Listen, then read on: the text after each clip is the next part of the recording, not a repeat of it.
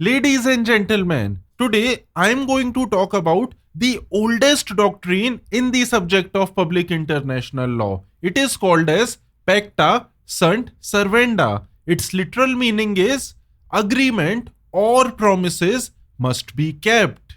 And it is a foundational rule of public international law according to which treaties and agreements must be abided in good faith by the nation states. Here, by treaty, we mean agreement or a pact or a convention. So, if I use these terms interchangeably, please do not get confused.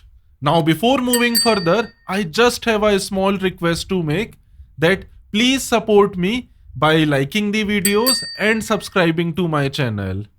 I said initially that treaties must be abided in good faith. What do we mean by good faith? Many of you must have heard this term.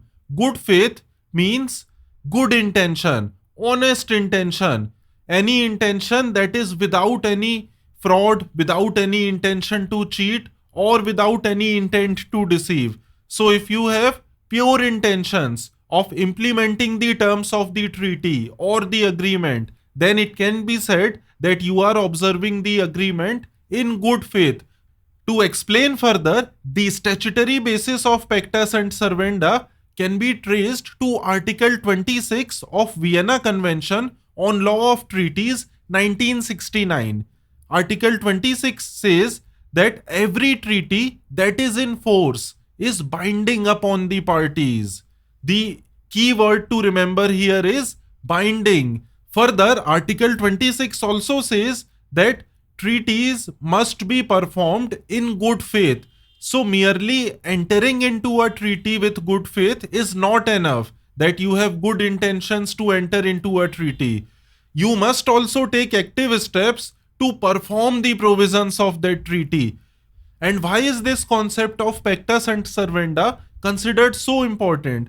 Just imagine if the doctrine of Pacta Sunt Servanda is not followed, what would happen? Countries, they would start breaking the provisions of the treaty at their own whims and fancies, and they would start giving subjective reasons for the same.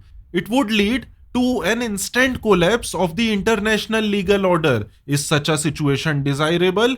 Definitely not. And that is the reason why Pacta Sunt Servanda is considered as so sacrosanct in the domain of public international law. Does this mean that there is no exception to this doctrine? Does it mean that if a country has entered into a treaty, then it would be bound by it forever and there is no way to come out of that treaty? No, there is one very important exception to this doctrine of Pacta Sunt Servanda. It is called as rebus sic stantibus. It means a fundamental change in circumstances. This doctrine of rebus sic stantibus has been codified in Article 62 of the VCLT, and it means change in circumstances that constitutes an essential basis of the consent of the parties to be bound by the treaty. I'll give you an example. Let us say country A and country B enter into a treaty for water sharing of a river. There is a river that is passing through two countries.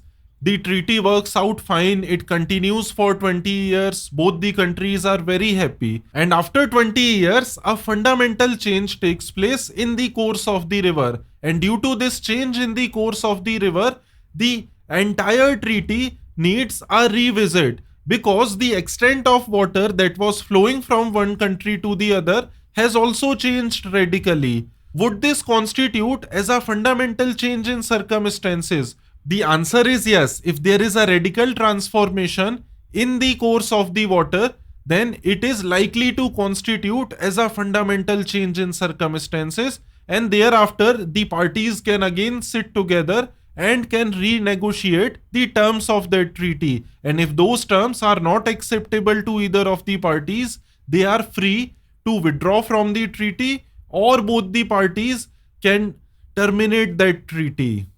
In order to invoke this exception of fundamental change in circumstances, it is essential that it should not stem out of the breach of obligations by either of the parties. If one party is breaking the terms of a treaty or is violating a treaty, then it cannot say that because I have broken the terms of a treaty, there is a fundamental change in circumstances and now I want to withdraw from that treaty.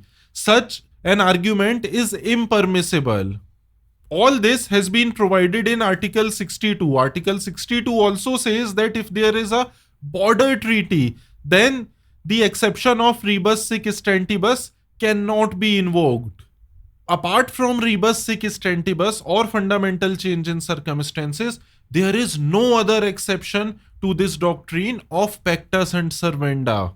This principle has also been discussed in various cases decided by International Court of Justice, such as the nuclear tests case between Australia, New Zealand, and France, and the fisheries jurisdiction case between United Kingdom and Iceland. There are few other case laws as well.